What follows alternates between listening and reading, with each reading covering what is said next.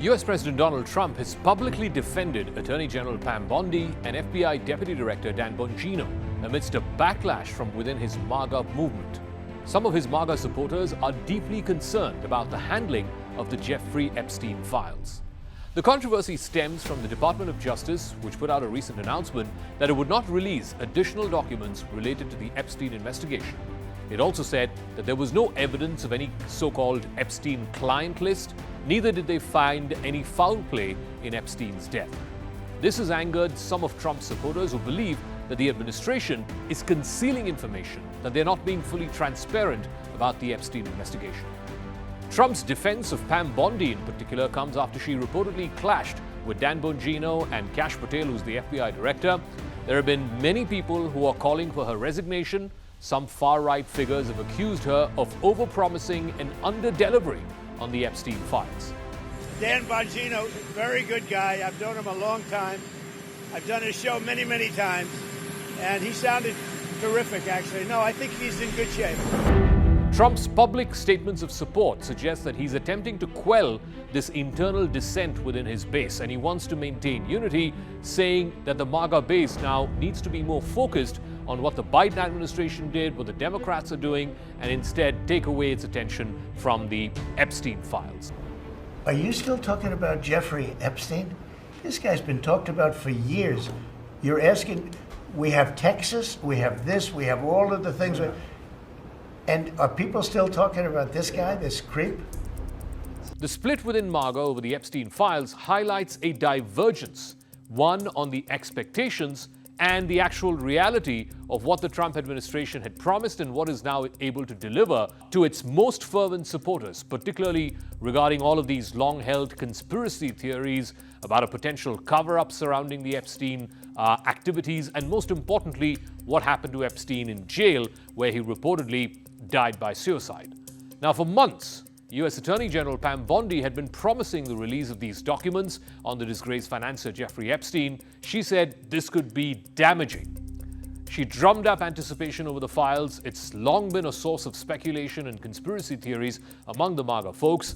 But last week, this memo that was put out by the Justice Department undercut Pam Bondi's statements. It basically poured cold water on some of her baseless claims. It amounted to reaching a conclusion which many years ago investigators had arrived at. The crux of that conclusion is Jeffrey Epstein killed himself while he was in a Manhattan cell awaiting trial. This is what the memo said, and I quote, "The systematic review revealed no incriminating client list.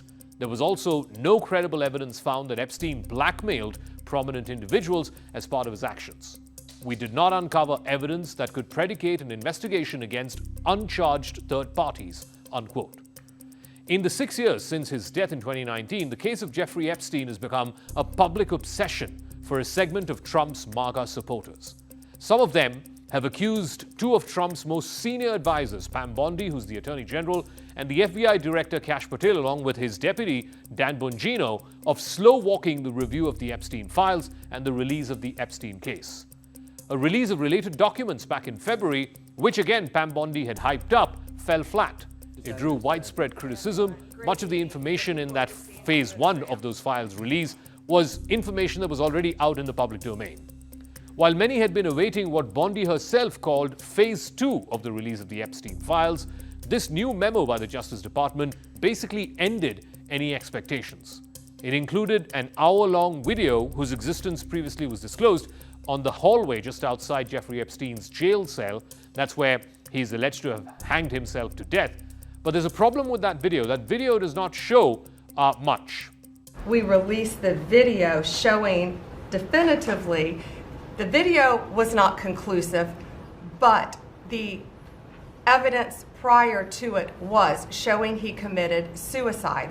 And what was on that, there was a minute that was off the counter. And what we learned from Bureau of Prisons was every night, they redo that video. It's old, from like 1999. So every night the video is reset, and every night should have the same minute missing. So we're looking for that video to release that as well, showing that a minute is missing every night. The video released by Bondi and Patel appears to have one missing minute just before midnight. The digital clock on that video, on that screen, it jumps from 11:58 p.m. to 12 midnight.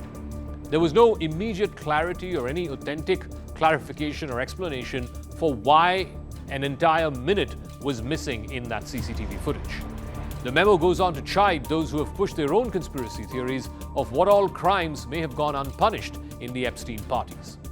Jeffrey Epstein was accused of paying young, underage girls for sexual acts, often under the guise of getting a massage. Asked about the seeming contradiction at a news conference last week, the White House spokeswoman, Carolyn Leavitt, strongly defended Pam Bondi, and she said that Pam Bondi was referring to the entirety of the Epstein file, not particularly Phase 1 or Phase 2. As you would expect, she got pilloried by reporters. Okay, so the FBI looks at the circumstances surrounding the death of Jeffrey Epstein. According to the report, this systematic review revealed no incriminating client list.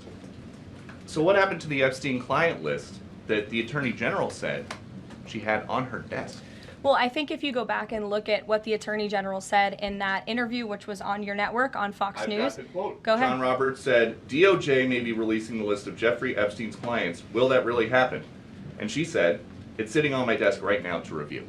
Yes, she was saying the entirety of all of the paperwork, all of the paper in relation to Jeffrey Epstein's crimes. That's what the Attorney General was referring to, and I'll let her speak for that. Even before its official release, the Trump administration had faced criticism for its handling of the Epstein issue. In fact, Trump's once first buddy, Elon Musk, the billionaire, posted disapprovingly on social media that no one had been arrested in the Epstein case. Well, it's not just Elon. Other right-wing powerful media personalities like Tucker Carlson and Megyn Kelly and Charlie Kirk have been upset and angry at Pam Bondi, Kash Patel, and at Dan Bongino for what they call screwing up the Epstein probe. This has split MAGA in a major way. Not even immigration or attacking Iran has seen such a split in the Trump universe. Last month, as Elon Musk engaged in a vicious public feud with President Trump, the world's richest man suggested that the real reason why the Epstein files had not been released was because Donald Trump's name figured in it.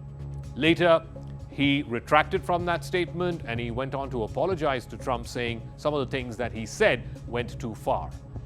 Donald Trump and Jeffrey Epstein had crossed paths over a number of years. Both of them were regular fixtures on the wealthy New York social circle and party circuit in New York back in the 80s and 90s. In fact, in an early 2000s interview with the New York Magazine, Trump at that time had said he had known Epstein for 15 years. He called Epstein a terrific guy who has a lot of fun to be with. Now his top investigators and his top prosecutors are having to defend a man who Trump's base thinks is guilty as charged, and more importantly, they think Trump and his administration are going overboard trying to protect the powerful names in the Epstein files.